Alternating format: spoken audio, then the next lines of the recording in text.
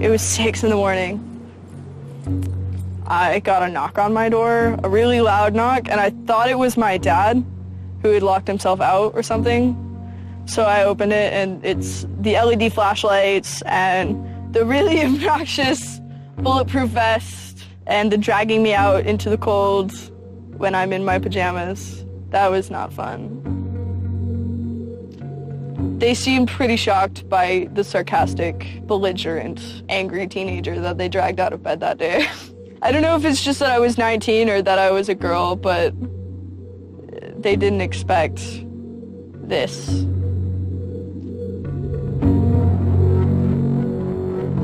"10,000 angry kids, whoever they are, they scared the shit out of some people those days.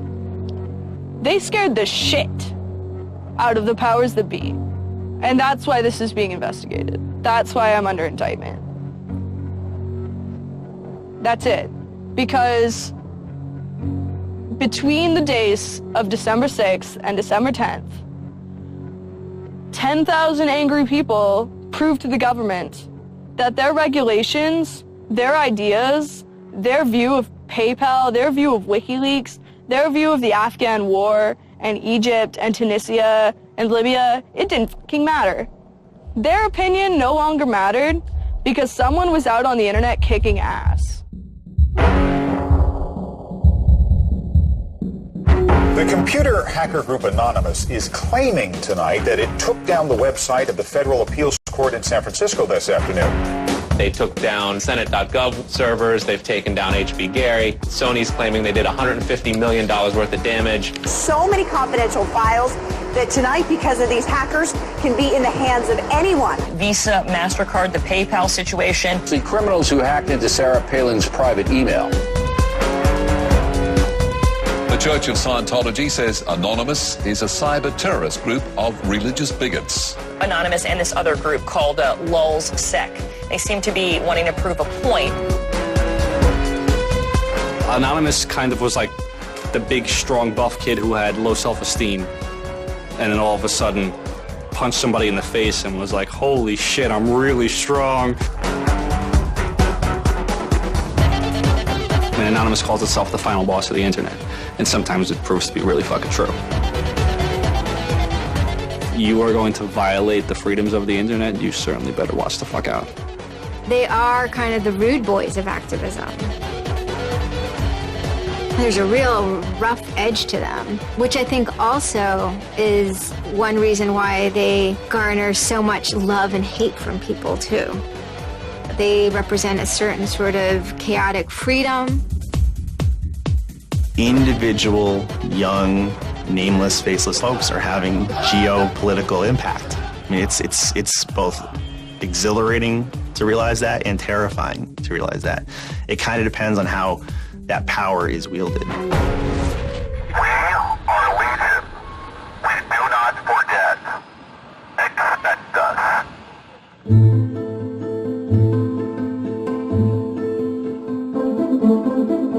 We stand for freedom. We stand for freedom of speech, the power of the people, the ability for them to protest against the government, to right wrongs. No censorship, especially online, but also in real life. We have members throughout society and all stratas of it worldwide. Yet we have no leadership. It's one voice. It's not individual voices. That's why we don't show our faces. That's why we don't give our names. We're speaking as one, and it's a collective. Good timing. I would love to live in a country where the government fears its citizens and not the other way around. But right now, plenty of anonymous actors are in hiding because of fear of reprisals by the government. I've been called many things. There's unpatriotic. That we're just a bunch of children sitting in our parents' basement. I got called a terrorist sympathizer. We've been called kids, we've been called cyberbullies, we've been called hooligans, and, sometimes those words aren't entirely unfair, but this is a serious political movement. No one, in the general public really seems to get it. What they don't seem to get is that the ability for Anonymous to be everything and anything is its power. Anonymous is a series of relationships, hundreds and hundreds of people who are very active in it and who have varying skill sets and who have varying issues they want to advance and who are collaborating in different ways each day. They're a little bit like a prism or a kaleidoscope. They've got many different facets and many different sides. Of course, when you spend enough time with them, you start to get a sort of feel or texture that's not just random, right? Yet it's very multifaceted, very rich, which does span from the quite lighthearted to the very, very serious. Bob Dylan had a line in a song just saying, to live outside the law, you must be honest. They might do something which isn't technically correct, maybe it's not legally correct, but they're doing it for purposes that in their minds at least are ethical. People who know what they're doing, who share an ethos, who have a commitment to exposing and humiliating the man, who have a very low tolerance of lies and what they perceive as evil on the part of overweening power structures. They share information, they share tools and techniques, and they are currently having a very good time. The hacker culture, as we know it, really sprang from one place. It was MIT, and it was specifically the people in the Model Railroad Club, the Tech Model Railroad Club. Hacking originated as humorous pranks. When the guys at MIT put a Volkswagen up on top of the dome of the building, and people woke up and saw the car up there in the morning, or they measured a bridge by the body lengths of somebody. I would say his name was Brian, and discovered the bridge over the Charles River was, 822 Brians. These are funny things. That's where hacking originated, and it migrated into engineering and computer communities. It's witty, it's pranks. Basically, Microsoft and Apple both got their entire start off computer crime. Bill Gates stole pretty much all of MS-DOS. Steve, Jobs, he was creating boxes to defraud the phone company, I always saw hacking as implicitly political. Hackers, whether they're conscious about it or not, whether they're explicit about it or not, make a statement about how we should treat information. And some years after my book came out, one of the people I wrote about, Richard Stallman, got very publicly and explicitly political about software. And he believed that software should be free. Free as in freedom, not free as in beer, as he put it there. Behind it, whether misguided or not, there's a political impulse. I'm Chris Weissopel, former member of the Loft. We don't necessarily say hacking group because it makes it sound like we're hacking, so we used to call it a hackers think tank. Hacktivism was a term coined by a group called Cult of the Dead Cow. The Loft had an interesting relationship with the Cult of the Dead Cow. Actually, there was some members that were in both organizations. And we kind of kept like the serious security research that they would do under the Loft name. And if they were doing some sort of just goofy stunt-like things, they would do it under the Cult of the Dead Cow name. Because the Cult of the Dead Cow was really kind of sort of like a propaganda type of organization. They had a guy who was the minister of propaganda. They're kind of merry pranksters. Like everything they did was completely over the top. One of the guys there coined the term hacktivism because he saw one of the things his group was doing, which he called hacktivism, was writing software that people in other countries could use to communicate securely, even if their government was spying on them. So the principle was it was freedom of expression. It was everyone should have access to the internet. Everyone should be able to communicate and get their message out on the internet. Even more important in countries where there was repressive regimes, that if you said something against the regime, they would come and take you away, and you weren't saying it anymore. Hacktivism is often meant to designate a form of political activity in which technology assistance is used for human rights activism. That's kind of the narrow sense of the word. It usually stays within the purview of the law. Usually, because by providing technological assistance, you may be breaking a local law, however. And yet, other forms of digital interventions, protests, dissent, disobedience are clearly pushing the boundaries of the law, are seeking to actively break the law in protest, or are just merely transgressive as well. Just like in In traditional activism, it spans the full gamut from sit-ins or pickets to actually spiking trees and pouring sand in, the engines of construction vehicles. I mean, there's real sabotage. The same thing does all fall under the hacktivism label. There is a spectrum. A good place to start are with what has often been called virtual sit-ins, which use the tactic of a denial of service attack. Denial of service has been around for a long, long time. The equivalent of like if you for some reason wanted to disrupt a bus service, right? You can hire 1,000 extras to all go and like line up at the bus station, right, and get on the bus. And so that anyone who was really trying to get on the bus couldn't do it, right? It's as simple as that. When you stop trying to visit, website goes back up, no permanent damage.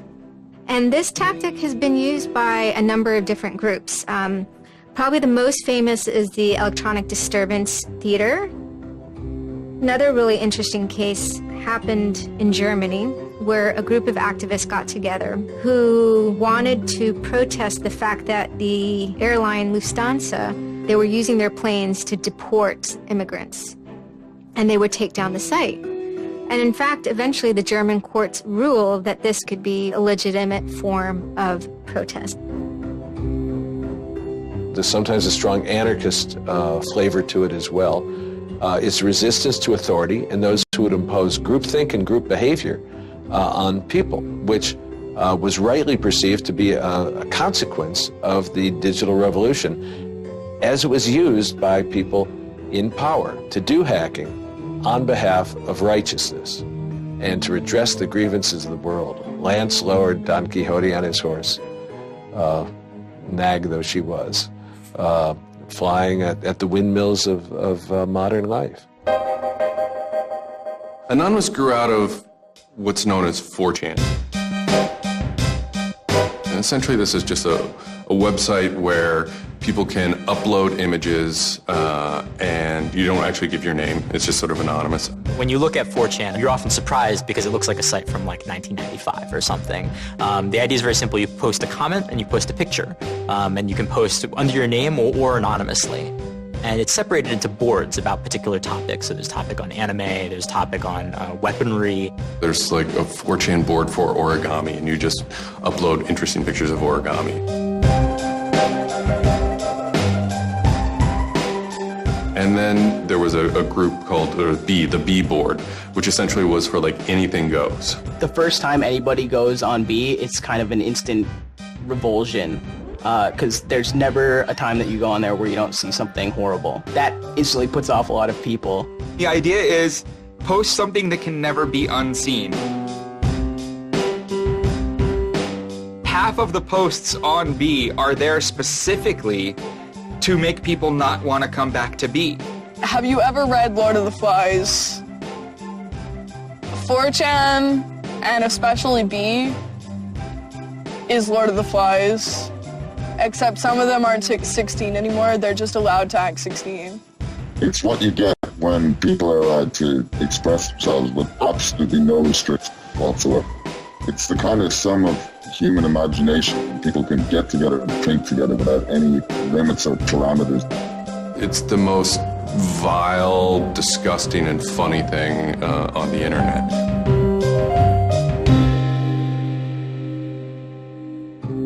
4chan was founded by Chris Mootpool when he was very young, maybe 15, in the early 2000s. He started 4chan because he was a big fan of Japanese animation. Chris Mootpool is the sweetest kid you've ever met in your life. He's small and he's got these sort of like tiny features, and he runs the most disgusting website in the world. What I think is really intriguing about a community like 4chan is just that it's this open place. As I said, it's raw, it's unfiltered, and sites like it are kind of going the way of the dinosaur right now. They're endangered because we're moving towards social networking, we're moving towards persistent identity, we're moving towards a lack of privacy, really. The B board, that's the exact opposite of Facebook. Facebook, like, you're supposed to be like who you are, and there's sort of one model, which is that like you're friends with people, right? In 4chan, you're totally anonymous nobody. And anonymous speech is A lot of it's ugly, but not all of it is, right? It is actually sort of a place where people can be honest. One of the important things about 4chan is to have a thread that really explodes and lasts for a long time. If it doesn't, then it disappears. It's a site that's not archived. So it creates conditions for anything that grabs attention at some level.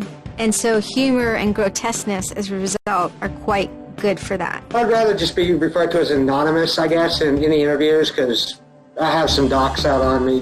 4chan's just where I went to. I grew up on it, and I lived there. That's just what I did for fun. It takes a thick skin to enjoy it. But, you know, as long as you're not offended, you'll occasionally come into something really cool or really creative on 4chan. I think the most interesting thing about it is how you can watch memes evolve. You'll see something posted one day, and then a week later it's got 50,000 derivatives of it. A meme is basically just an idea. It's kind of like a gene, but in the realm of the idea. A lot of the great internet memes that we all know and love, you know, lolcats, right? You know, little cats doing funny things, and then they have, you know, Icon has cheeseburger, right? All that stuff seems to start in this, like, petri dish that is 4chan b-board.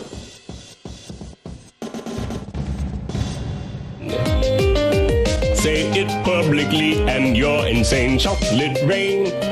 Name any meme from the last about 6 years, and I'll bet you either in its first posting ever was on 4chan, or at least one of its earliest revisions that became what it was on 4chan. I can see the food situation is so we'll be on our way. It's basically the best breeding ground for internet culture, and as far as I'm concerned. With your neighborhood insurance rates, chocolate rain. 4chan is also very known for acts of trolling. Trolling is a fucking art. Trolling is getting the person you're talking to get as pissed off as they possibly can, and for no reason except for your own enjoyment. Maybe you're trying to illustrate a point, but it's mostly for your own enjoyment. For them, it's funny that, like, people think the internet is serious business. And if people think the internet is serious business, it's a troll's job to make their life terrible. The idea of anonymous came initially as a joke. I mean, somebody suggested that what if the whole site, what if 4chan, what if B was just one person? And what if that's just one guy called Anonymous sitting somewhere, and you're just reading all these posts by one guy? And it kind of looks like that from the outsider's perspective. I mean, there's no way to tell the difference. It might as well be one guy. Fox News did a very famous segment about it. They call themselves anonymous. They are hackers on steroids, treating the web like a real-life video game, sacking websites, invading MySpace accounts, disrupting innocent people's lives. And if you fight back, watch out. Destroy. Die. Attack. Threats from a gang of computer hackers calling themselves Anonymous. I've had 7 different passwords, and they've got them all so far. Anonymous hacked his site and plastered it with gay sex pictures. His girlfriend left him. She thought that I was cheating on her with guys. As long as I can think back, Anonymous have done some pretty off-color things in the name of getting cheap laughs, you know. But, I mean, that's part of the culture. They get what they call lulz. Lulz is a corruption of LOL, which stands for laugh out loud. Anonymous gets big lulz from pulling random pranks. For example, messing with online children's games like Habbo Hotel. Habbo Hotel was this online community where you had an avatar and you walked around and talked to other people. It was kind of like an early version of, you know, World of Warcraft or Second Life or any of those virtual worlds. What the people on B did was invade Habbo Hotel, created, you know, thousands of avatars. They all had this one uniform of a black guy with a big afro wearing a black suit. And so there would be thousands of these people, black guys, black suit, you know, huge afro, walk around this world, and they would do things like form a swastika out of themselves. And I think that was a real landmark because it was when they were able to see that, you know, they can use their numbers to do something really interesting and really disruptive. So we blocked the entrance to their pool, and that just pissed them off so fucking much. It was fucking beautiful. That was fucking just wonderful. Wonderful times. Those kids love that pool. They love the shit out of their pool. The goal was actually to offend everyone, simply because the idea that we could offend you by drawing a little shape on the screen was stupid to the people involved in it. They were like, really? You're going to get that mad over us just drawing this on the screen? Wow, well, you need to refocus a little on life, because this should not be upsetting you that much. Barrett Brown. I'm the director of Project PM and former operative with Anonymous. We were targeting furries, which were a subculture of people, of course, who, you know, a lot of people on 4chan find irritating by virtue of their being irritating. A furry is someone, generally a male in his 20s, who identifies with animals and oftentimes has sexual attraction to other people dressed as animals. We had furry infiltrators, people trying, you know, we had secret groups. You know, mine was called the Illuminati /I/Illuminati, and, you know, we were, you know, our goal was to wreak as much havoc as possible because it was stupid. There's a point, you know, when I was, you know, otherwise, you know, seemingly respectable writer, you know, 2007, you know, my first book had come out like that, but I spent my evenings on Second Life, that big, you know, virtual world, riding around in a virtual spaceship with the words faggery daggery do written on it, wearing afros and dropping virtual bombs on little villages at concerts and waving giant penises around. And that was the most fun time I've ever had in my life. All these different organizations online, whether it's 4chan or just any website, there's typically a community aspect to it. This is where people have their social relationships. This is where their friends are. This is where they have a creative outlet. And so all those aspects are going into groups like Anonymous, where people feel like they're part of a bigger thing and they're able to express themselves within that group. There were certain words, certain phrases, certain ways people respond to things, certain images that were posted that created a pattern, and that pattern was, I guess, the origin of what is now Anonymous. It's like Freemasons with a sense of humor, in so much as they have this common symbology, and one of their chief joys, which is kind of wrapped up in power and secrecy, was the fact that they could recognize each other by referencing these symbols, referencing these phrases. Over 9,000. It's over 9,000! I lost my iPod.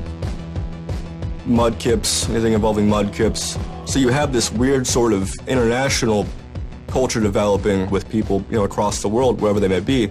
In late 06 and, you know, into early 07, there's a bit of a sea change where instead of just posting a bunch of content or randomly saying we're going to go over to some website and post a bunch of dirty comments against someone, it becomes a little more organized. Welcome to the Hal Turner Show. They went after a guy named Hal Turner. I am being discriminated against because I'm white. Hal Turner is a neo-Nazi who was, you know, big online and had a podcast. I think that the 14th Amendment was not ratified properly, and I think, therefore, it is still okay to have Negroes as slaves in America. The first time I heard about Hal Turner is he was knocking somebody on 4chan. He was just being a major dick to a relatively known user. And for the fun of it, we started trolling him. And then I guess we kind of figured we had a moral high ground, which allowed us to get people on our side. But he was a fucking neo-Nazi. That's not okay to be in modern society. You're not allowed to do that. And there's a million neo-Nazis out there.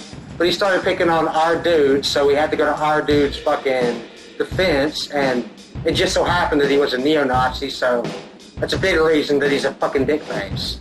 I'm like, yeah, screw that racist son of a bitch. Let's do this, you know? So I joined in, and I made some of the phone calls, and, you know, I played around on the chat thing on his website and posted in the threads and whatnot. Who are you? Where are you calling from?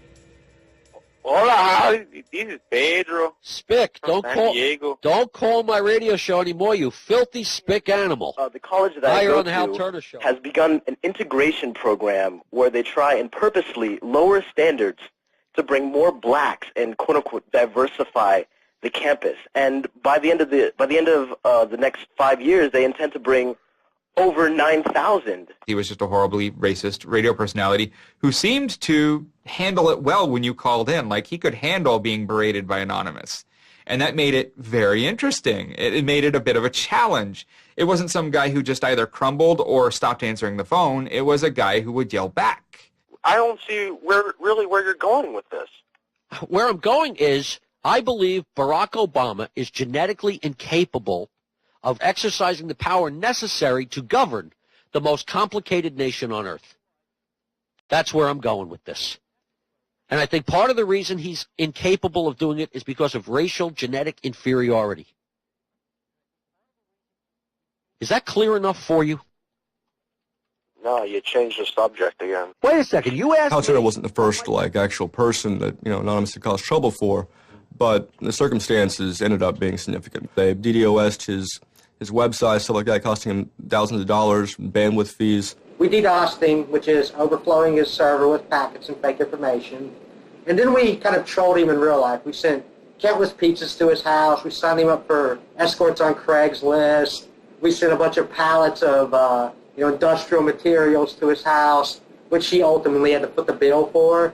And basically we destroyed his ability to pay for his radio show, and that took him off the internet.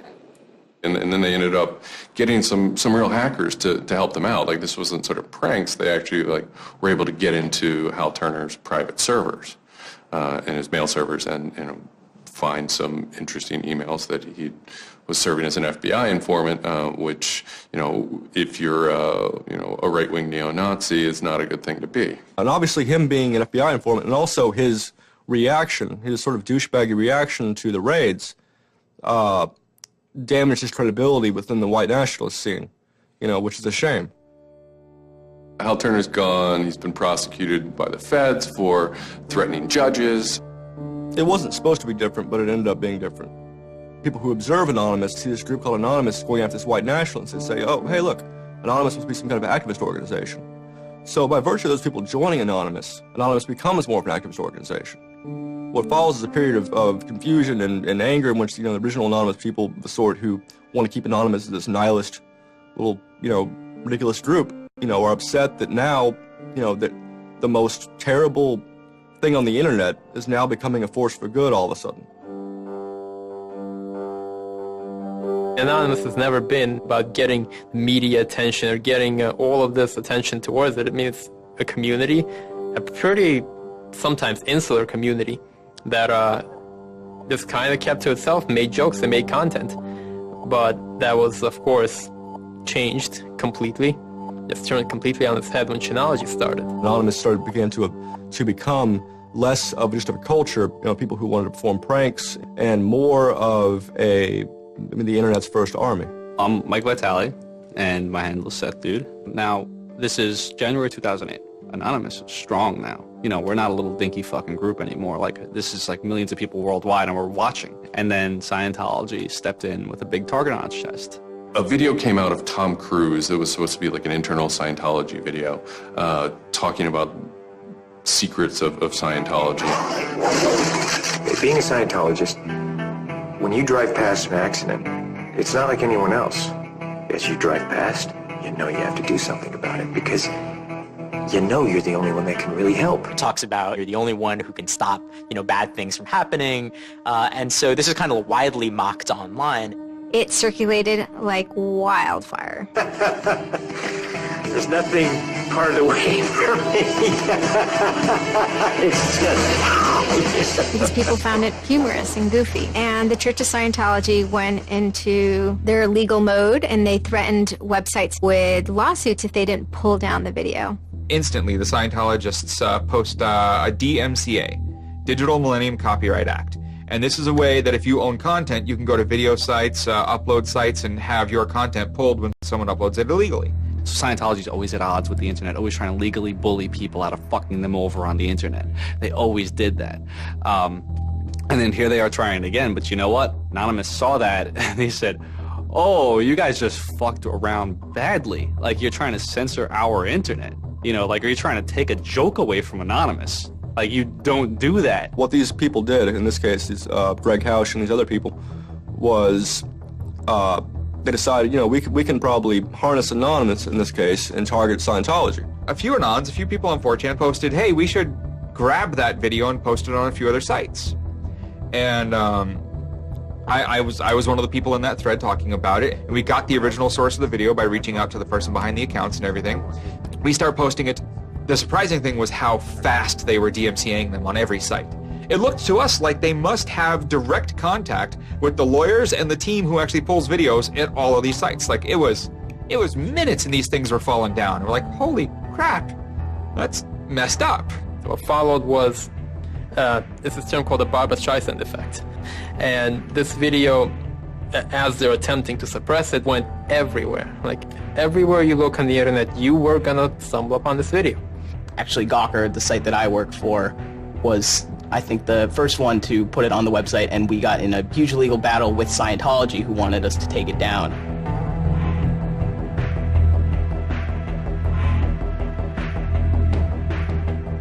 A guy joins the channel, and he says, you should all look at Gawker. So we go over to Gawker, and the strangest thing has happened. This big media company had the video up on their front page and basically had a comment underneath of it that stated very clearly that they were sick of this abuse that was going on. That made us think, what have we gotten ourselves mixed up in here?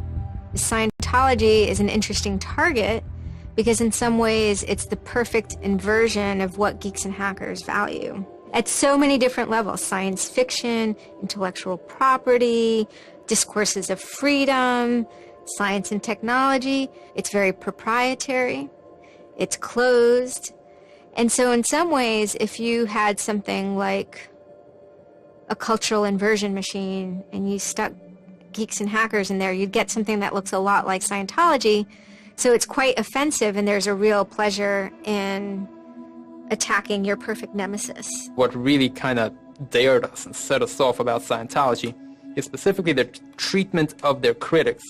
Anybody who says anything bad about Scientology is automatically some sort of criminal, some sort of crazy person, a drug addict. It's just that kind of mentality, that kind of, like, if anybody says anything bad about you, we're gonna fuck you over in the worst possible way.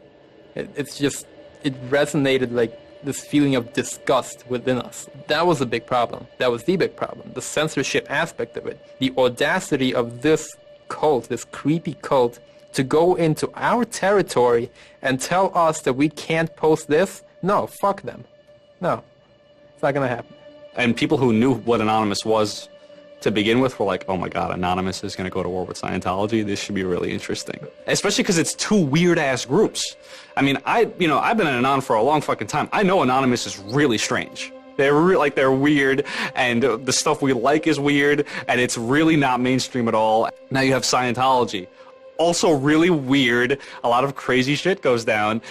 Anybody on the outside who's seeing this is going, let's watch these two retards fight. Like, both their pants are going to fall down, they're going to triple, and it's going to hurt everybody, and it's going to be hysterical. And what happened was all these people who were geared up, the infrastructure was built to war with other Anons, said, you know what, fuck it. Everybody's going to get together and pound the fuck out of Scientology. And then that's when 4chan kind of reared into action, really reared into action. And they started to troll the Church of Scientology. And this took the form of pranking the Dianetics hotline, ordering pizzas. Every fax number we get, and we're sharing them all. You know, every number we get, we send black pieces of paper on a loop until we sold their ink. I go to call them on the phone, and it's busy. You know, and that's their main fucking Dianetics hotline. Their Dianetics 800 number, you can't get through because Anons have completely fucking clogged it. And just probably saying stupid shit. The whole idea was just you call them just to keep them on the phone. What's an Elron? How do I Dianetics my face? They were not expecting that. And they couldn't handle it.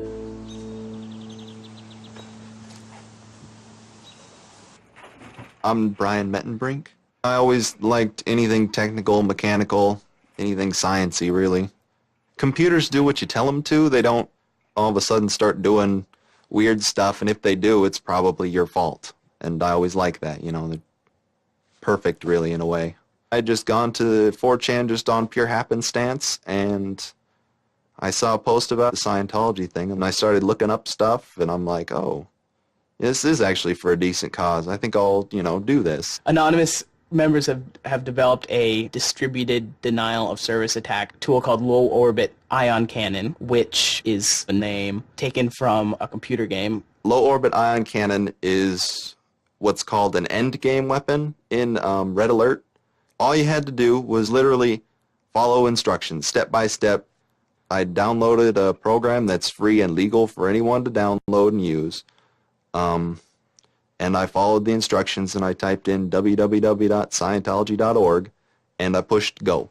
And what it does is it tells Scientology.org, in this case, it tells them to send their website to my computer about, I think it was 800,000 times in a weekend, and I'm pretty sure I probably took it down myself a couple of times. This tool is Low Orbit Ion Cannon, sometimes referred to as LOIC.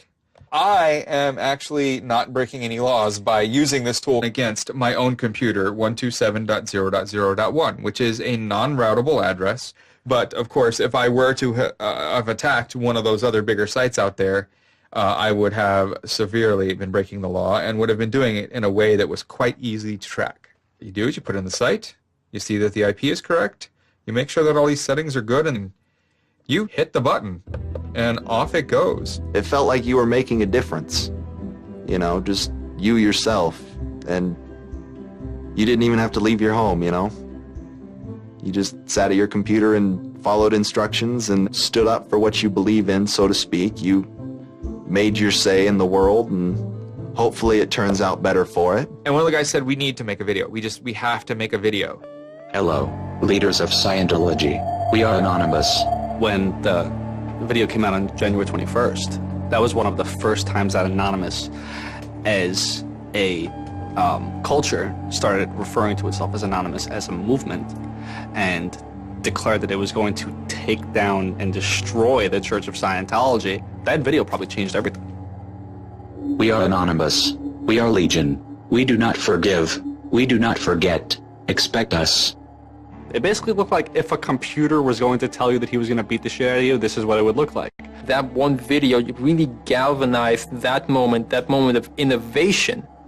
That's exactly like with that video, internet activism, as it's known today, was born. What the video was saying was, it's over. You're not going to be able to follow people back to their house anymore with impunity. You're not going to be able to just issue a cease and desist letter to any reporter who wants to write some shit about you that you don't like. That's done with. Every time you do that, Anonymous is going to hit you harder. So we made a video named Call to Arms that said, we're going to the streets. Every major city of the world has a Scientology building. Be very wary of the 10th of February. Anonymous invites you to join us in an act of solidarity. Anonymous invites you to take up the banner of free speech, of human rights, of family and freedom. Join us in protest outside of Scientology centers worldwide. And you just see this consensus forming that it's going to happen. So we made the third video, the Code of Conduct. Don't bring weapons. Dress accordingly. Cover your faces, because they will try and find out who you are and screw with your life. Rule number 17. Cover your face. This will prevent your identification from videos taken by hostiles. Scientology has a history of harassing, stalking, and just generally doing horrible things to its critics. So people needed a way to hide their identities. A lot of people had very legitimate fears. They don't want to be followed home. They don't want to be stalked. They don't want to put their families and themselves in danger. Everyone was going, well, we're going to wear a mask. What's the only fucking mask that we all already know or have a joke about? And it's the Guy Fawkes mask. You see the movie V for Vendetta, the ending scene where everyone's wearing the Guy Fawkes mask. That is very reminiscent of what Anonymous thinks Anonymous is.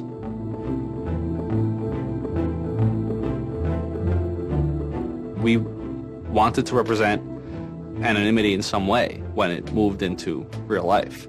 I think that the Guy Fawkes mask was one of the most natural things to happen. It is the idea that none of us are as cruel as all of us. You have this massive crowd of people who are anonymous that is going to fight against a bigger thing and win. Even after watching the video, it's like, yeah, this is great, but who's actually going to do it? Who's gonna step up? Are people actually going to get out of their house? And I guess we were really affected by the stereotype of that whole community, there being internet nerds. too afraid to leave their mom's basements. I figured maybe 50 nerds from every city somewhere might show up and wear their masks at a building for a while and leave. No one thought that they were going to come out. This is me on the way there. I haven't slept. Very fucking tired. And I remember going to the park that day, and it's really fucking early in the morning, which I thought was a bad idea. And I'm smoking a cigarette, and I'm looking around like, where the fuck is everybody? There's nobody here. So here I am, sitting in Bryant Park, waiting for the other announce to show up. I remember thinking like, oh fuck, like, am I gonna be the only one in the park? Am I gonna walk to Scientology with fucking 6 or 7 people? Which totally defeats the entire purpose of this, because now they could single me out, you know? Then I get up and I start walking around, and I see there's a lot of green balloons over there for some reason. On the other side of the park, there was like fucking 200 people. There was Guy Fawkes masks everywhere, and I'm like, holy shit, this is huge. There's a fucking lot of us.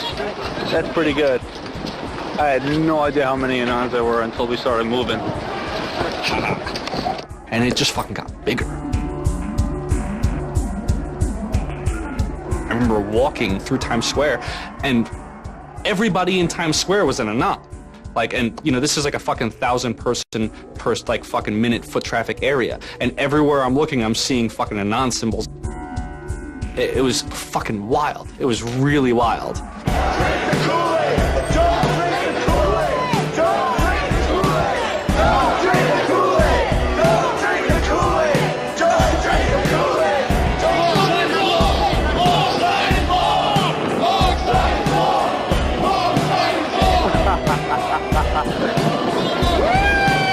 is our fucking race.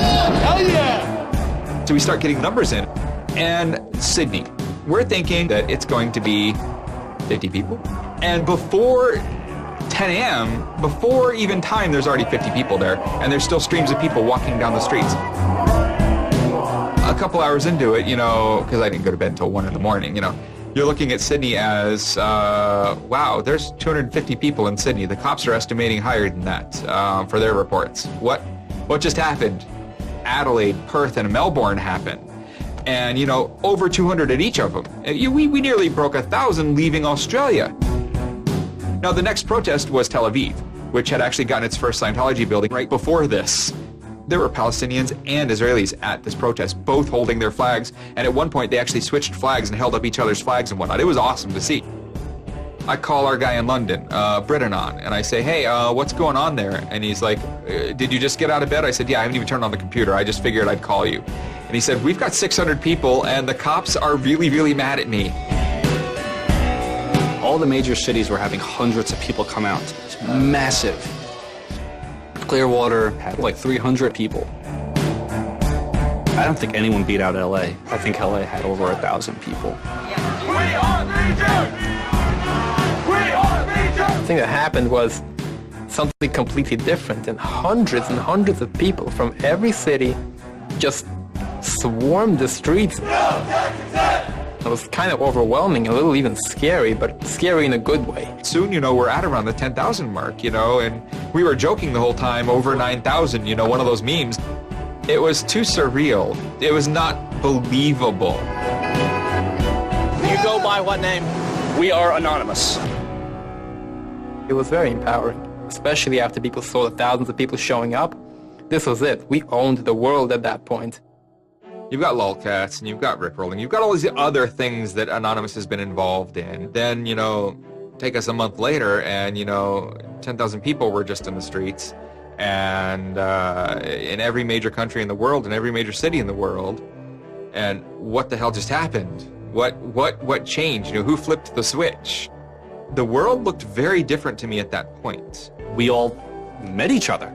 The idea of an Anon is you're fucking alone until you get to 4chan, you know, and then these people all think like you know. Then all of a sudden you're not alone. You are with fucking 500 others, you know, they all know the same jokes as you. They all clearly have similar interests as you. Here's your culture.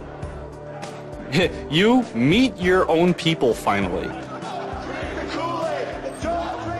Immediately, you felt like you were at home. If you were an anon, you were at home. We all like spent years in the same place, looking at the same pictures, laughing at the same jokes. You know, we pretty much were already friends, even though we've never ever met. It was very happy.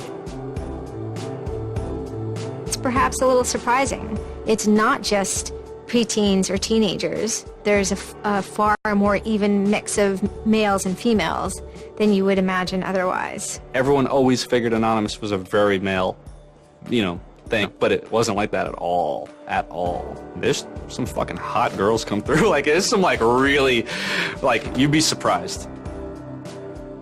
And there were a lot of these so-called guys who weren't socially good. They were very awkward. They still lived at home at 23, half of them virgins. And I'll tell you, the amount of those people who got laid from these protests happening is in the thousands that would not have for years probably.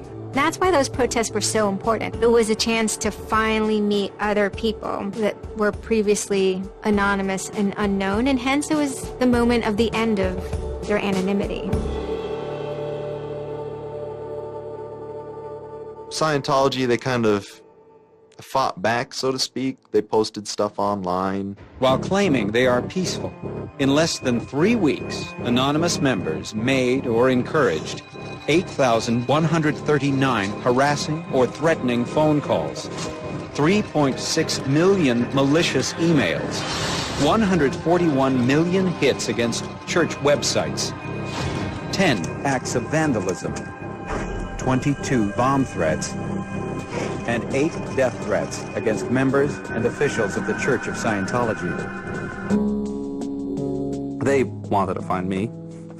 They did.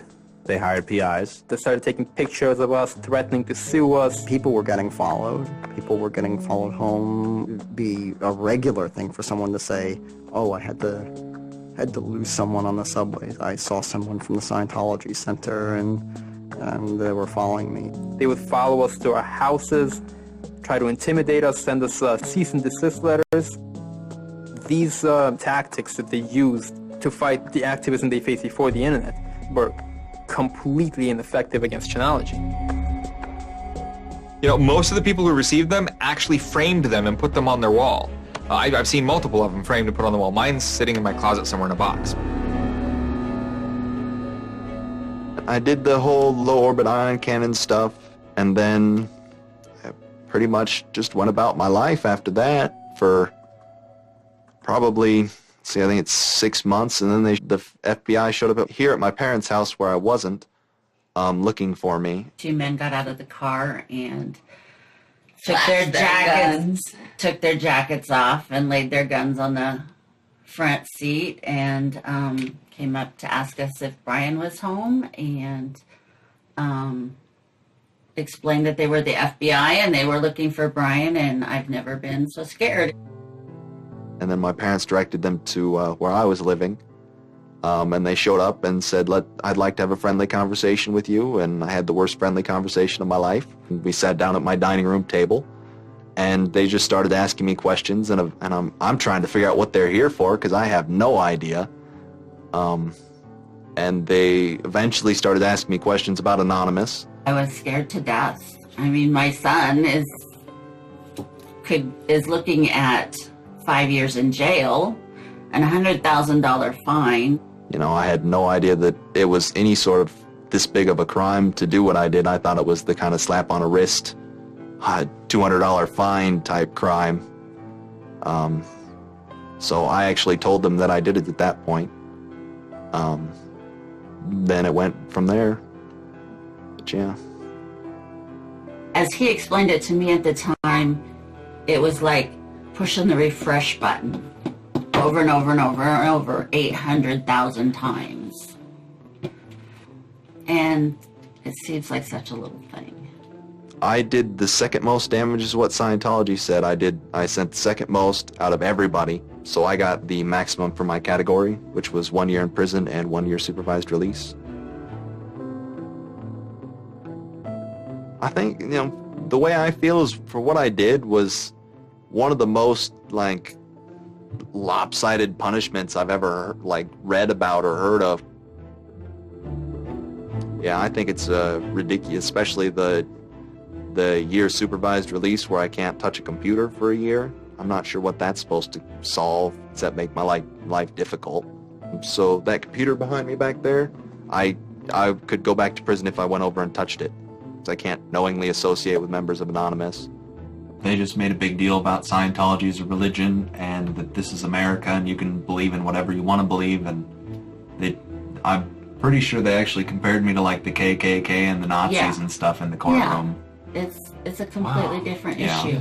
I'm very proud of what he did. He stood up for what he believed in, but that was never, ever mentioned.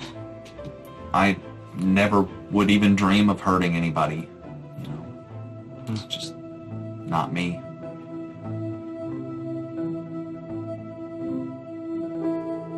Prior to Anonymous, critics of the church still had to be very, very careful because of the aggressive lawsuits that were launched against academics, journalists, and other critics. I would say that era is over.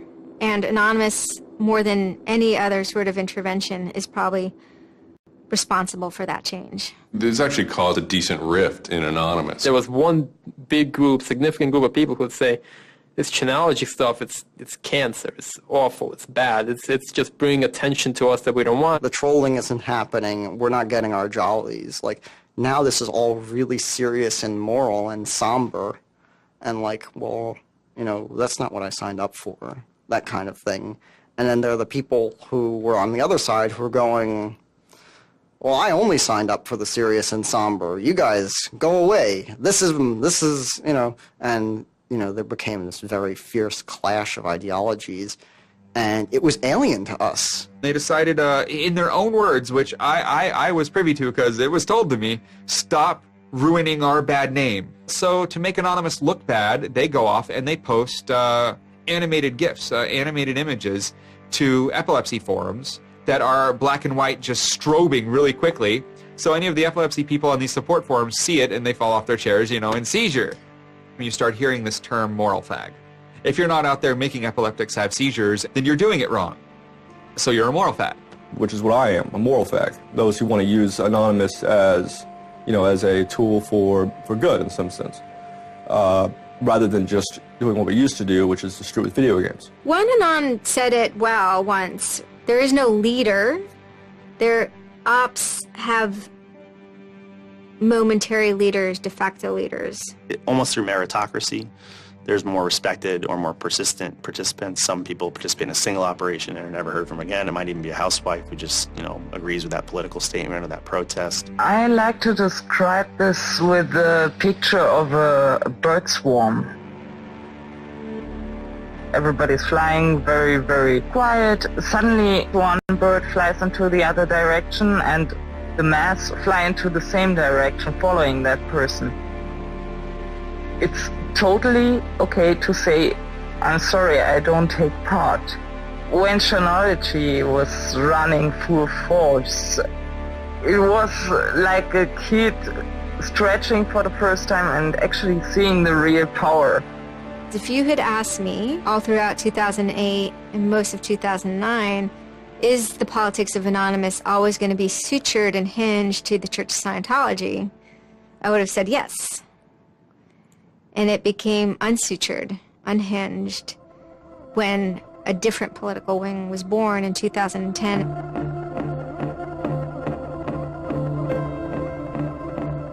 It is our task to find secret abusive plans and expose them where they can be opposed before they're implemented. The interesting thing about someone like Assange is that he actually also sprang from, you know, a hacker culture. It's a mentality of spreading information. Julian was Mendax. He was the greatest hacker that ever walked the face of the earth when I was a kid. I mean, they rumored he could move satellites around in space by hacking into NASA. I mean, you know, maybe it never happened, but I mean, it was, you know, it was a myth that kept young kids like me wanting to, like, you know, plug a computer into a modem and see if I can move some satellites around. WikiLeaks is an instantiation of the hacker ethos. Truth wants to be free, and we want to liberate it. WikiLeaks released a huge trove of diplomatic cables. There was a lot of controversy from every quarter of society. The WikiLeaks website released nearly 400,000 secret U.S. files on the Iraq War late today. It was the largest leak of classified U.S. files in history. The diplomatic cables show the U.S. is spying on its allies. Lots of things which were understood in private and may have been not even talked about explicitly. Suddenly they're out there in the cold light of day, and it's going to make some governments and some individuals very uncomfortable. He was showing the world a glimpse of how, the powerful elite actually work. At least to some extent. I mean, these are fairly low-level diplomats sending messages back and forth, but it's a side of government you hardly ever see, and it's pretty eye-opening. And once it's out, it's out. I think information wants to be free, but let's look at it. Let's analyze it. It's important that we know such stuff. It's important that we know what our governments do, and if they don't tell us, then somebody has to. There was one particular moment that really sparked the fire, and this was when PayPal, MasterCard, and Amazon pulled services for WikiLeaks. So all of a sudden there's no way to actually process donations to WikiLeaks. And then people went and found neo-Nazi groups. Visa and MasterCard were perfectly fine with you being able to PayPal, being able to make donations to them. But WikiLeaks? No. I think WikiLeaks is doing a good thing. It's just a total hypocrisy. They got their little fucking banking mafia to fuck, WikiLeaks over. People were incredibly angry. There was a real sense of rage. I think there was a sense that WikiLeaks was exposing the lies that the government had told to the people, and that the government was desperately trying to make sure that those lies weren't exposed. And there was just an intense, I can only call it fury. Anonymous very quickly moves into an attack mode. Anonymous DOSed PayPal. They were pissed. Cyber protests, sit-ins, however you want to look at it. DDoS is a tool that is a big giant, it's like driving a finish nail in with a sledgehammer. The numbers of participants were massive. And they managed over the course of a couple of days to disable the websites of MasterCard and PayPal. It was like watching the hack magician finally get a trick right, because you're not expecting it, and then it's magnificent. It was beautiful. Because what you had is people finally stood up for something. How long has it been since we had a huge, really relevant protest? I'm not talking Tea Party, I want to bring my guns in public. I'm talking 10,000 angry people said this is not right, and I want to do something about it. Soon after, WikiLeaks was blocked in Tunisia. And Anonymous got wind of that. They then intervened, at first solely for the purposes of stopping the kind of censorship that was happening. They did some DDoSing, and this was a time period where they were getting involved with what I would call non-internet-y social movements and building lines of solidarity. My name's Pete Fine. You can call me an internaut or a hacktivist. Telecomics is an ad hoc cluster of volunteer net activists who have spent much of the last year trying to keep the internet running in the Middle East. During that time, we saw the Tunisian government not only censoring and filtering the internet, but also doing some kind of technical trickery to steal people's Facebook passwords and delete their posts and see who was posting what, and fake posts, stuff like that. Some Tunisian hackers came to us. They were members of Anonymous, and I didn't even know we had members of Anonymous in Tunisia, so it was a shock to me. And they had the keys to some parts of the kingdom, so to speak, when it came to the dictator in Tunisia. We went in on behalf of those Tunisian Anons, and we helped them get that and extract it, and then it went to WikiLeaks. The Tunisians overthrew Ben Ali, who was kind of a repressive dictator. A revolution that was facilitated by the internet, by Facebook and by Twitter. Not caused by it. I mean, 50 years of dictatorship has caused the Arab Spring. But the internet has certainly been helping. There's a video where they are thanking us for being involved.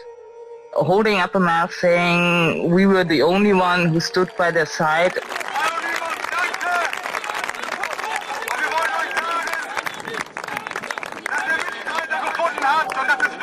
For me, it was awesome to hear that and to feel the connection. The same group of hackers that target anti-WikiLeaks sites have now turned their attention to Egypt. In kind of the lead up to the Egyptian revolution, we would tweet on people's behalf. We would get people from Egypt who were unable to access Twitter on their own on our IRC network, and we would take reports from them and tweet them out using our account to kind of help them get the word out about what they were experiencing. Some of this shit is personal. And one of the things about the movement as a whole, when Egypt rolled around, is that Egypt broke us emotionally. Watching in real time with live feeds that we helped set up, Egyptians get massacred with machine guns. It was different, and I have never in cyber activism wept before. It's never bothered me like that. It's never been able to touch me the way Egypt touched me. It was fucked up that we were watching people killed for no reason other than leaving their homes, that these people had every right to freedom, that they had every right to choose their government. And then January 27th, January 28th rolls around, and the Egyptian government starts shutting down the internet. I mean, just for the whole country. The whole country. There's this fantastic traffic graph that you can see the traffic coming out of Egypt, and it looks like, like this. Just totally stops. And we were just shocked. We were just like, what the fuck? Like, what the fuck? To think that a country would completely cut itself off as much as it was able to from the outside world was pretty unthinkable. We know bad things go on in the dark places. And suddenly it got quiet. I remember that somehow burned into my brain that first Twitter was flooded and suddenly everything was quiet. That's the kind of thing that could start riots. I think when Mubarak did what he did, I think it really upset people here as well as in the Middle East. I put myself in their place, and I found myself in a desert of nothingness because he just wiped out everything that my world incorporated. That just showed me and everybody else that the same thing can happen at any time, at anywhere, in any government.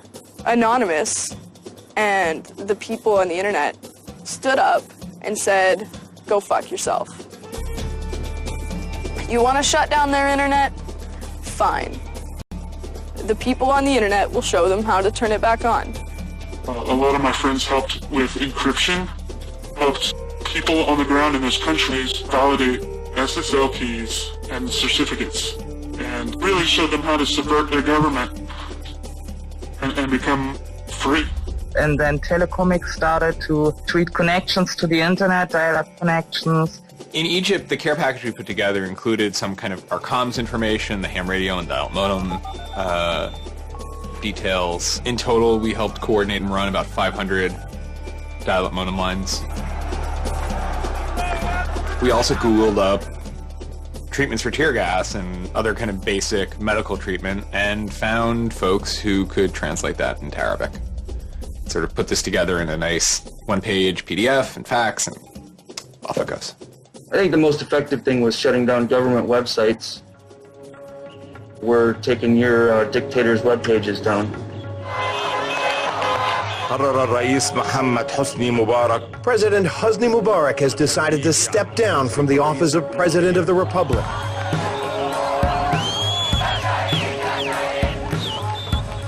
When Mubarak left, it was a hell yeah moment. People can rise up. People can make a change. And I think for a lot of people in America, it was the first time they had seen people rise up and take down their government and say, we're sick of this shit. We're sick of the oppression. We're sick of living as slaves to your power. We had Egyptians come thank us as we're doing this stuff, and I said to them, like, look, you guys just get our back if stuff goes down here. Although it was awesome and it was one part we were fighting for me it was quite clear that it's not the end of the story. That it's not suddenly changing into rainbows and 9 cats or whatever, but that we now have to watch even more. The FBI is now investigating Anonymous, a loose collection of rogue, tech-savvy hackers credited with bringing down the websites of MasterCard and Visa last December. So there were 40 raids back then. They seized computers, cell phones, those kind of technical apparatus, sometimes including in the case of, a 19-year-old girl who lived with her family, it took her parents' stuff too. There's always been a sort of cat and mouse dynamic, not just in relation to the feds, but also to these sort of groups that have appointed themselves as guardians of the Republic. I've been threatened by people who are former Secret Service agents who now run private security companies. Suddenly, on February 5th, a Financial Times article comes out that we all see. It's quoting this guy named Aaron Barr, who's the CEO of HP Gary Federal, which is an intelligence contractor. And Aaron Barr is telling his Financial Times journalist, Joseph Min, that he's been secretly monitoring the AnonOps server where all this is going on, and has done so for several weeks, and using his own custom brand of information operations techniques, has managed to identify the alleged leadership of Anonymous, including 25, quote, lieutenants, unquote, some sort. We have to see this document. Everyone wants to know. We don't need to destroy him. We don't need to destroy his company. We just need to see the document, and we'll decide what comes next after looking at the document. So they get it. It was unbelievably easy to get into that network. And my name was on there as a screen name, and Greg Hausch was listed there by a screen name. The fact of the matter is, what he told Financial Times was, everything he told them was demonstrably untrue, and very much hilariously so. He had to be shut up. It had to be proven to the world that this guy was a retard and that his information was in no way valid. Now, to put that in hacker terms, Anonymous is a hornet's nest, and Barr said, I'm going to stick my penis in that thing. In a mere 24 hours, he was owned, pwned completely by a small group of participants who basically went on a hacking rampage. Faster than you can say, get these hornets off my penis. Anonymous took down Barr's website, stole his emails, deleted the company's backup data, trashed his Twitter account, and remotely wiped his iPad. And he had just reached the Hammam High level on Angry Birds. The HB Gary hack brought about 70,000 emails. Probably the most important ones had to do with a proposal that HB Gary had already formulated. It was packaged up as a nice PowerPoint presentation. Kind of act as privatized agent provocateurs, where they were going to discredit WikiLeaks. HB Gary was proposing submitting fake documents to WikiLeaks, and then when discovered as fake, the error could be called out and it would discredit WikiLeaks. Right. So, so there's a lot of specifics that I can't talk about. So let me try to answer that though in a general sense. Well, first of all, it's probably no surprise to anybody. I'm not a big fan of WikiLeaks. I think that the broad purpose of trying to get as much information, proprietary or classified information for the government, expose that, is an extremely destructive and dangerous purpose. The proposals involve conducting information war on WikiLeaks and its supporters, creating dissension within WikiLeaks, DDoS attacks. You also wanted to launch cyber attacks on WikiLeaks infrastructure to get information on document submitters. Well, one thing I guess I want to make sure is clear is, none of those activities had actually occurred. In business, there's, when you start proposing or thinking about an idea, there's a brainstorming phase. And somebody says, well, what if, what could we do? What's theoretically possible? Well, still, this was an idea. This was proposed. This was something that you thought about. Right. They also wanted to go on a campaign kind of targeting Glenn Greenwald, who's a reporter for Salon, who's an outspoken kind of critic of the government and supporter of WikiLeaks. It seems like you're trying to attack a journalist here. Yeah, and I don't want to talk too much more about Glenn Greenwald, but other than, what I previously said is, there was never an intent to attack journalists, not on my part. nor I guess I should say I should generalize that and to say that I would never just outwardly attack a journalist, other than if I felt that there was a journalist in my mind that was acting unethically. That's a fair game for having a public discussion about. They were walking a very fine ethical line at points, and in many cases, the mass opinion is, no, they stepped well past it. I will not support broad theft of information released to the public, because that's nothing but destructive. If somebody has information that's been stolen from them, and whether or not WikiLeaks encouraged the theft of that, or whether or not it was just put in their lap, still they're threatening to release the information that is the private property of another organization. So your choices are to just allow that to happen, or to try to stop it. How offensive is too offensive? We've certainly seen a lot of strategy coming out of governments across the world now saying, publicly admitting that they need to develop better offensive strategies in cybersecurity, because defense as a whole, it isn't enough. It never is enough. In the court of public opinion, that took H.B. Gary quickly from being a perceived victim to being a perceived villain themselves. It was becoming harder and harder to distinguish the good guys from the bad guys. H.B. Gary changed Anonymous as tremendously as Optinesia did, and within essentially a month of each other. These two events were totally formative for the collective. Optinesia was where it got its moral compass and its sense that it could affect the world. H.B. Gary is where it got its swagger. George Hotz made it possible for PlayStation to run homebrew software, which also lets you run pirated software. Yo, it's GeoHot! And for those that don't know, I'm getting sued by Sony. So Sony went after him, claiming it was a DMCA violation. They just kind of nasty-grammed him and shut him down, and did sue him. He settled. And the response to that was immediate and brutal. Sony has confirmed that hackers broke into its PlayStation network, exposing the personal information of up to 77 million users worldwide. Over the next 6 to 8 months, they were hacked over 20 times. There's no evidence that Anonymous was anywhere near the majority of the hacks. One of the reasons why it captured so much of the media imagination when Anonymous did it, as opposed to when other people did it, is because they were loud and bombastic, and they had a great image you could throw on the top of your article, and they made statements that when you're constructing a story, you just can't resist. And then, kind of seemingly out of the blue, there was something by the name Lulzsec that sailed into the seas. Well, Lulzsec, it's sort of a group, mostly from Anonymous, who, large part of the same people who hacked H.B. Gary. And they decided to form this little group and just carry on operations sort of outside the purview of Anonymous for a while. They hacked whatever they wanted, they released whatever they wanted. It's almost like they had no rules. They just said, this is what we're going to do. We're going to stir up the cart. We're going to make some trouble. We're going to make some waves. And they did. Lulzsec tried to say it wasn't Anonymous for a while. They tried to divide itself off. I don't think anyone bought it for a minute. There was no way that Lulzsec was not Anonymous. But the majority of time, the majority of Anons are not doing anything particularly illegal. When they are, a huge number of them try to do that in a very specific political context.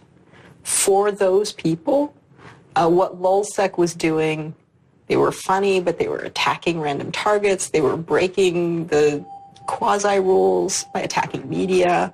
Collateral damage such as the release of docs and people's personal information who are just caught in the crossfire really of an anonymous confrontation is something that a lot of Anons don't really support. There was a lot of infighting about it because their way, wasn't really our way. We will not attack the media. PBS's Frontline runs a documentary mainly focused on Bradley Manning, the alleged leaker to WikiLeaks. And a lot of Bradley Manning supporters didn't like it. They hacked a website putting a story that Tupac and Biggie had kind of escaped the world of celebrity fame and attention and retired quietly and discreetly in New Zealand. LulzSec when they attacked PBS, you know, that gave me the creeps, you know. As a journalist, I'm not too thrilled with the idea of someone judging that we don't like you to write that. We don't like your reporting, so we're going to shut down your website. I'm uncomfortable with that. It could be me, and I could be writing something about a group that they didn't like, and I'm happy to sit and talk with them about it, but you know, don't shut my website down. This is obviously about freedom of speech, so attacking the press would be would sort of be a bit of a contradiction. So people always said, well, we shouldn't do that. And obviously LulzSec had a completely different agenda, so they had no problem doing it. Activism started to become sort of, I would say, almost more nasty, using, you know, sort of more no-holds-barred kind of attacks, sort of more vicious attacks.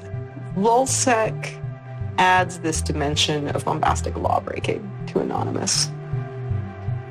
For the people who are focused on things like the freedom ops, who want Anonymous to be a way of standing up to the powers that be, this is diluting and possibly counterproductive to their project in Anonymous. And you're trying to make a case for civil disobedience and for what you might call crowdsourced investigations using often sometimes illegal means. It's hard to keep making that case. It's hard to maintain that case when you have these people from the movement fucking with people, you know, just fucking with people. They sort of saw themselves as going out there, breaking into like anything, everything, governments, corporations, police departments, largely for the same reasons Anonymous would. They went after Arizona for immigration policy, 50-day run, causing mayhem, havoc, and then ended it.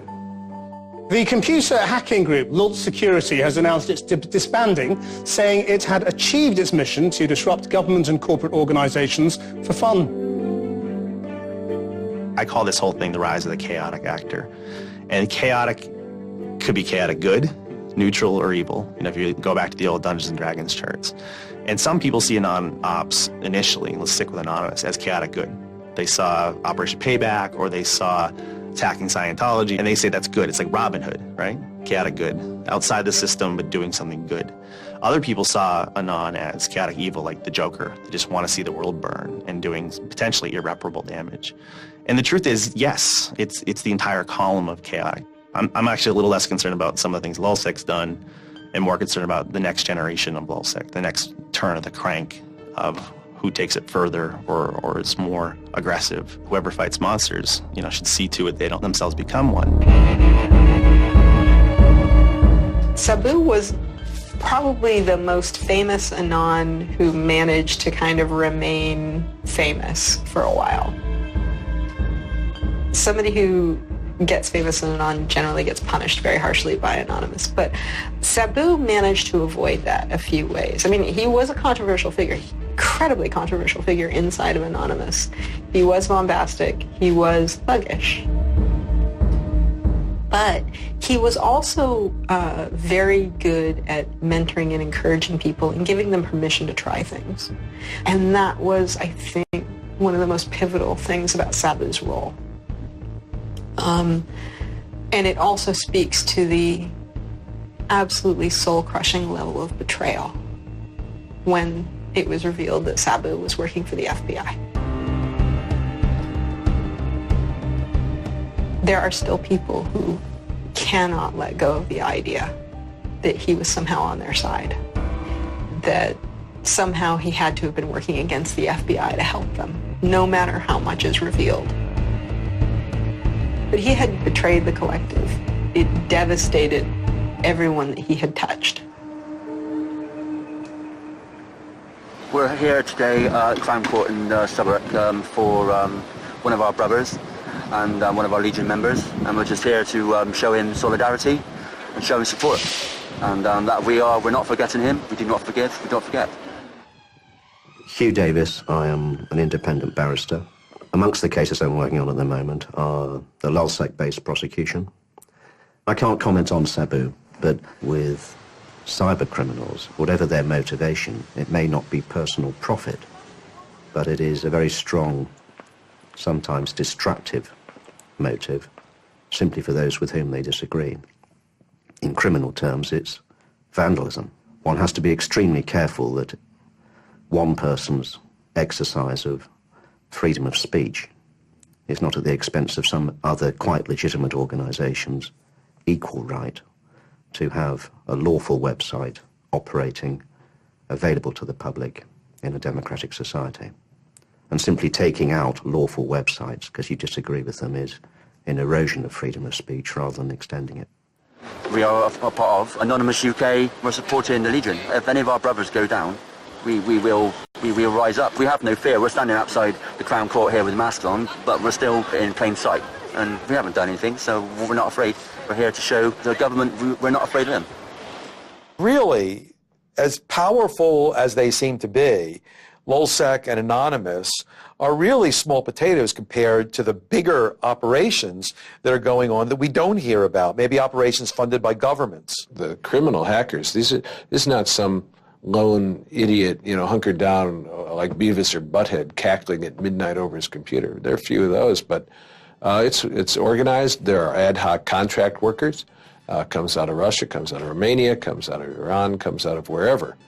But they work on behalf of the usual criminal enterprises. The computer security industry has just been growing and growing and growing over the last, 10, 15 years. There's $10 billion companies in the computer security industry. I don't know what the total market cap is, but it's certainly in the billions of dollars. Black Hat, when I first started coming, like 15 years ago, there was like 500 people, and there's 8,500 people today. So every year, more and more people come to learn about what are the attacks. Companies come to sell new products, and the government is coming saying we want to recruit you to come be our new cyber warriors. The kind of thing that drives people to something like Anonymous is that sense that their government is going to watch them every moment of the day. And in America, our government is kind of watching us all the time. Like, we now know that with the warrantless wiretapping, we live under constant CCTVs. We have that sense that not only are we being tracked, but it's about to get a lot worse. The NSA has embraced domestic spying. They're building a giant spy center in Utah. And the only thing that even gives them pause is encryption. Anonymous gives people a way to exist outside of the system. There is a certain online culture that believes in certain values like freedom of expression. They're against corruption. They're against governments controlling their citizens. And when they see those values harmed in some way by some organization, the hacktivists strike back. 16 people were arrested today, but dozens of FBI agents targeted alleged members of the loose-knit hacking group. Armed with search warrants, agents hit 6 homes in New York, along with locations across the country. The people arrested yesterday were suspected of attacking PayPal's website after the company shut off payments to WikiLeaks. Defenders of the hackers say they're merely engaged in civil protest, but FBI officials worry the disruptive cyber attacks could move in a more dangerous direction. So the FBI shows up at 6 in the morning, and it was really obnoxious. And I remember being frustrated and angry because there was nothing that I had done that would have justified an FBI search warrant. They came and guns blazing, all this other good stuff, busted down the door. I immediately just dropped down on the floor, 180, didn't want nothing. I wasn't trying to fight nobody. Theory of the case is they were, they flooded, quote unquote, a number of people flooded access to PayPal, thereby creating economic distress to a protected corporation. End of story. This is not a case involving identity theft, involving outing emails, involving violating privilege, involving theft of services, involving, shutting down business. It is a pure case of internet or cyber sit-ins. I think when Barack Obama gets on television and says, flood the switchboard, shut down the Republicans, send the message, that's legal. And even if you accept what the theory of this prosecution is, it's no different. This is an electronic sit-in at its finest. So what I'm facing is a felony. 15 years in federal prison and a $250,000 fine. If you're a pedophile, the average is 11 years. That's ridiculous. I mean, you can go molest children and get less of a sentence than you would for breaking into someone's phone. Even if you accept what the government is saying is true, what is important is that people are participating in the process. It is very much the process. It is sitting in an encounter in Selma, Alabama, 500 Freedom Riders refusing to allow people to go and sit in at a segregated lunch counter. They write books about that stuff. It is demonstrating in a street corner saying no to a war. It's just a different, it's just a different vehicle. It's the same results. You know, I would never compare myself to people like Gandhi or Dr. Martin Luther King, but they were one person, and they were willing to go out and change the world. And their messages live on every day, through everybody. And to not take the chance of having something like that to do is foolish. I only wish we had 50 million Mercedes. I feel a lot more comfortable as a guy getting towards the tail end of his career if there were more Mercedes. There's always going to be legal consequence when you decide to break the law.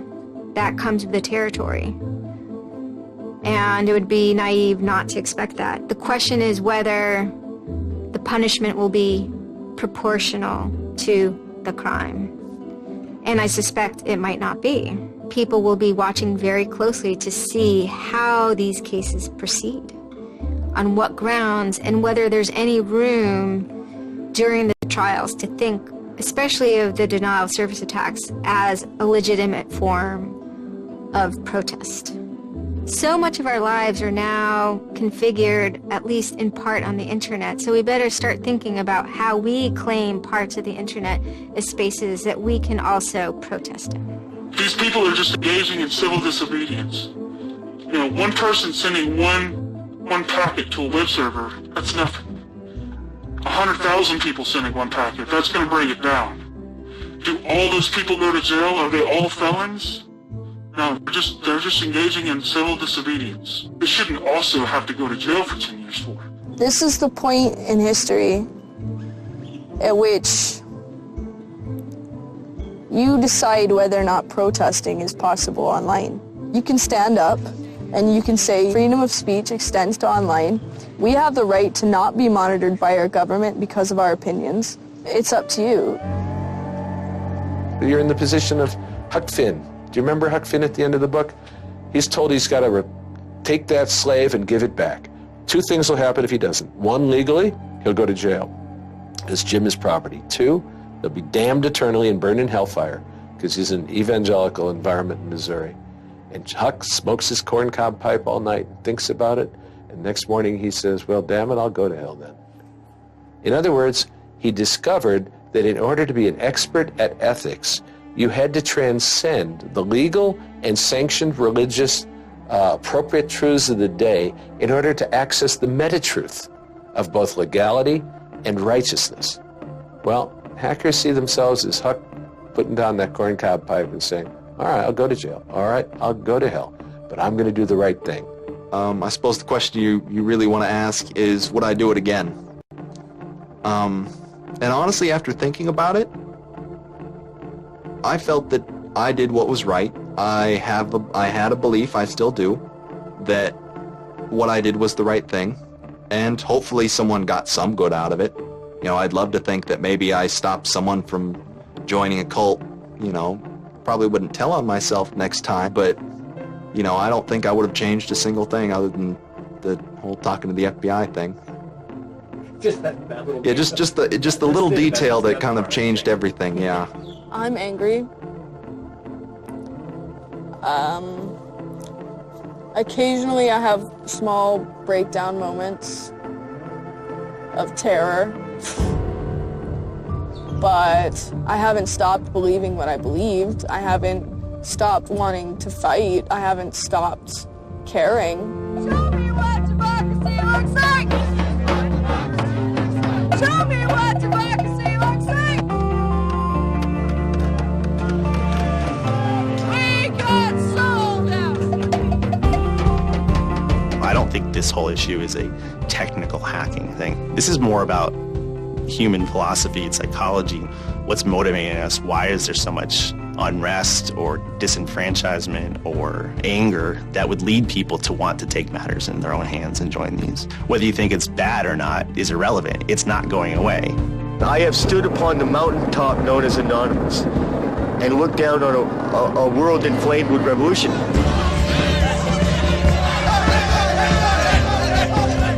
What more can you say? Your spine tingles when you're at the cusp of history. When you're surfing, the waves of history, your spine tingles. There's a lot of people in Anonymous who feel very deeply and very sincerely about their contribution towards democracy around the world. And I think that's one of the main things that I'm most proud of about Anonymous. There are things that I'm not proud of about Anonymous, but we stand against censorship and we stand against oppressive governments, even our own. It's a very noble thing. I still burn a candle for those people who got shot in San Francisco and didn't get justice. I'm proud of Anonymous for their actions related to Occupy Wall Street. I'm happy that Anonymous has helped with collecting information, spreading information, getting information out, and mobilizing the appetite for direct action on the street. Dissent has a face now. It has an aesthetic. There's this package you can pick up and put on anywhere in the world for any cause at once. And sometimes that's going to be terrible, and sometimes it's going to be wonderful. One thing I can kind of promise is that it's going to be interesting. It's rare in history that new things happen, but I think this is one of them. If you have power in real life and you have money in real life, it doesn't fucking matter on the internet. What matters on the internet is your actual ideas, how smart you are, the quality of you. And when certain organizations that, they want to extend their real life power onto the internet, it's not going to fucking take because of Anonymous. And history teaches us that change simply doesn't come with flowers. It doesn't work. If they say I'm a criminal, then I will be one. Anonymous is an evolving thing. It's like a phoenix. It might occasionally catch fire and burn to the ground, but it'll be reborn from ashes. It'll be reborn stronger.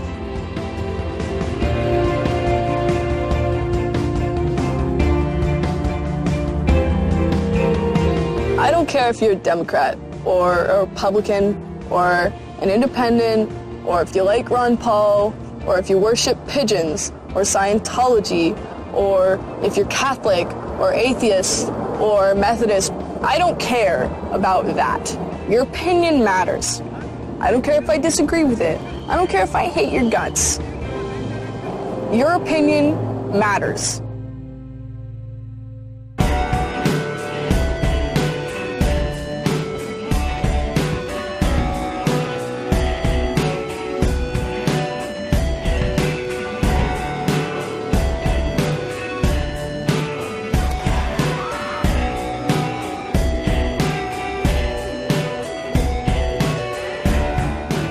Is there going to be any further action? I mean, does Anonymous intend to prove that they can, in fact, manipulate the Westboro Baptist Church network of websites? What can we expect going forward, Anonymous?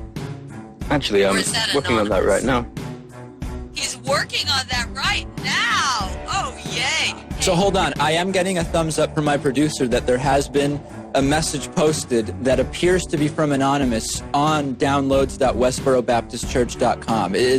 Anonymous, are you taking responsibility for this? Yep, we just did it right now, this very second. All these other sites are down. We can't. There you go. That's so special.